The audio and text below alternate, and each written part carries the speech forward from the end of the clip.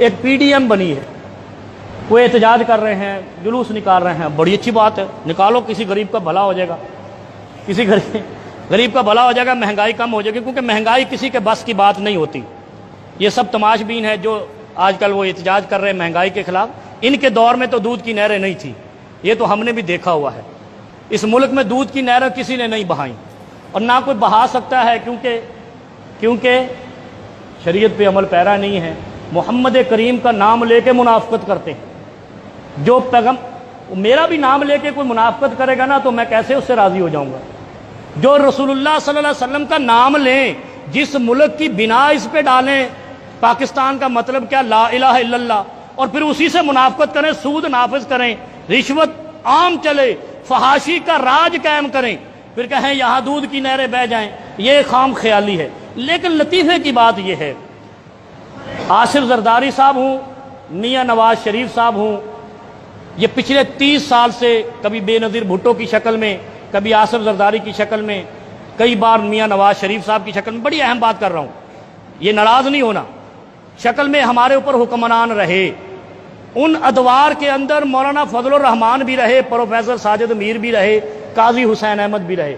ذرا غور کر کے جانا، کیونکہ میں یہاں سے جو اسلامی رہنمائی کرنے کا پابند ہوں، یہ تینوں ہمارے لیڈر مذہب کے نمائندے رہے، قاضی حسین احمد مرحوم، مولانا فضل الرحمان صاحب اور پروفیسر ساجد میر صاحب۔ لیکن لطیفے کی بات یہ ہے، جب بھی انہوں نے نفاذ اسلام کی تحریک چلائی، ان پر لاٹھی چارج ہوا، آنسو گیس ہوئی، قاضی حسین احمد پر لاٹھی چارج ہوا، جیل میں ڈالے گئے، آپ کو بھی پتا، زخمی ہوئے، بڑے بڑے سرکردہ مذہبی رہنما قتل ہوئے۔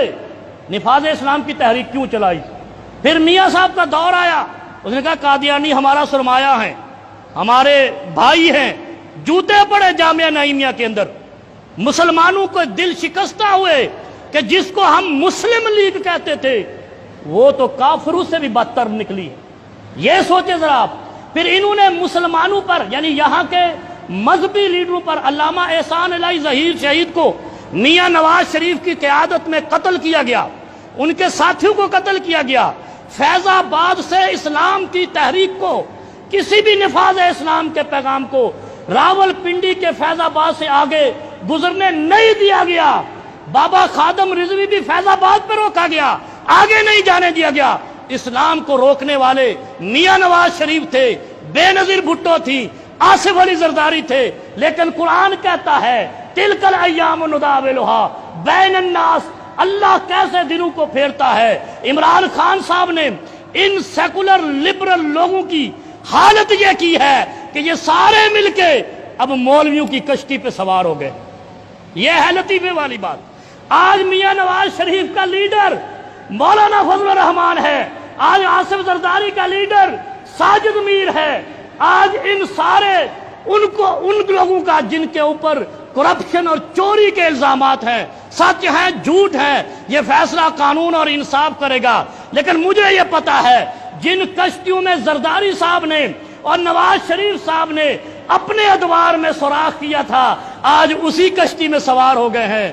تو بتاؤ، جن کشتیوں کو تم نے چھید کر کے ڈبویا تھا، جب اس میں بیٹھو گے تو تم بچ جاؤ گے۔ میں حیران ہوں، 30 سال جن کشتیوں کو چھید کیے ہیں ان سیاستدانوں نے، آج اسی کشتی میں بیٹھ کر کہتے ہیں عمران خان کی حکومت گرائیں گے۔ مجھے بتاؤ عمران خان نے کون سا جرم عظیم کیا ہے؟ مہنگائی تم نے کون سا دودھ کی نہریں بہائی تھی؟ ایک جرم کیا ہے، وہ ہمیں بھی معلوم ہے، قوم کو بھی معلوم ہے، کہ وہ کہتا ہے چوری کیا ہوا پیسہ واپس لو۔ دنیا کی تاریخ میں پہلی بار ایسا ہوا ہے کہ جو محمد رسول اللہ صلی اللہ علیہ وسلم کے دین کا نام لے اور کہے میں چوروں کو بچانے نکلا ہوں، میں کرپشن کے دفاع میں نکلا ہوں، کوئی دوسرا چارج نہیں ہے۔ یا تو کہو عمران خان کروڑوں روپے ہڑپ کر گیا، لاکھوں روپے ہڑپ کر گیا، ملک کا خزانہ لوٹ کے لندن لے گیا۔ جب نہیں ہے تو سمجھ جاؤ کہ یہ علماء دین کے نمائندے نہیں ہے، مذہب کے نمائندے نہیں ہے، انہوں نے سیاست چمکانی ہے۔ مجھے بتاؤ، یہ پہلے بھی زندہ تھے، یہی مولانا فضل الرحمان نے کبھی ایک بار بھی میاں نواز شریف صاحب کو اور آصف زرداری صاحب کو اپنے ساتھ ملا کر کہا اسلام کو نافذ کرو.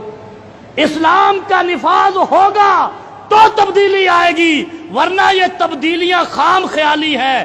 ایک بات ذہن میں رکھ لو، جن کشتیوں میں سوراخ کیا جاتا ہے ان پہ سوار نہیں ہوا جاتا. میں آفرین پیش کرتا ہوں مولانا فضل الرحمان کو اور ساجد میر صاحب کو، اور شاباش دیتا ہوں عمران خان صاحب کو کہ ملک کی طاقتور سیاسی سیکولر لبرل جماعتوں کو تم نے سوراخ شدہ کشتیوں کے اندر سوار ہونے پہ مجبور کر دیا ہے. اس پہ میرا سلوٹ بنتا ہے، پاکستان کی آرمی کو بھی بنتا ہے، پاکستان کی موجودہ حکومت کو بھی بنتا ہے. اور انشاءاللہ جن کو تم ڈبوتے رہے ہو وہ تمہیں ایسی جگہ پہ ڈبوئیں گے، یہی تمہارے رہنما جن کو تم نے چن لیا ہے کہ تم قیامت تک دوبارہ اٹھ نہیں سکو گے. یہ ہماری دعا ہے کہ جس نے اس ملک کی بدخواہی کی ہے خدایا تو اس کو بخشنا نہیں. اس دنیا میں اس قوم کے سامنے، اس ملک اور اس قوم کے بچوں کو غربت پہ مجبور کرنے والوں کو اے اللہ ہماری آنکھوں کے سامنے سزا دینا. کیونکہ اللہ کا قانون ہے ظالم، غاصب اور والدین کے نافرمان کو اللہ دنیا میں سزا دیتا ہے. اللہ دنیا میں سزا دیتا ہے، اور یہ سزا کا پہلا سٹیپ ہے کہ ہم اسی کشتی میں سوار ہو جائیں جن کو 30 سال تک ہم کوٹتے رہے، مارتے رہے، دباتے رہے، ان کو آگے بڑھنے نہیں دیا کہ کہیں اسلام کا کلمہ بلند نہ ہو جائے. یہ اللہ تعالیٰ کے وہ قانون فطرت ہے جس کو اللہ ایسے بدلتا ہے. تمہاری آنکھوں کے سامنے یہ ایک لطیفے سے کم نہیں ہے کہ جن کو مارتے تھے انہی کے سہارے چل رہے. اور پھر ایک بات اور ہے، لَن يُفْلِحَ قَوْمٌ وَلَّوْا امْرَأَةً، اللہ کے پیغمبر نے فرمایا کہ وہ قوم کبھی فلاح نہیں پائے گی جس کی حکومت، جس کی حاکم ایک عورت بن جائے. ایک عورت بن جائے تو ہم فلاح پانے کے لیے آگے کیوں نہیں بڑھتے؟ فلاح پانے کے لیے ہمیں درویشوں کی، علماء کی، وَعْمَلُوا صَالِحًا، صالح اعمال کرنے والوں کی ضرورت ہے. اللہ ہمیں کامیابیاں بھی دے گا، تبدیلی بھی دے گا، غلبہ بھی دے گا. اور دنیا کے اندر جتنی بہترین آرمی ہمارے پاس ہے ہم انشاءاللہ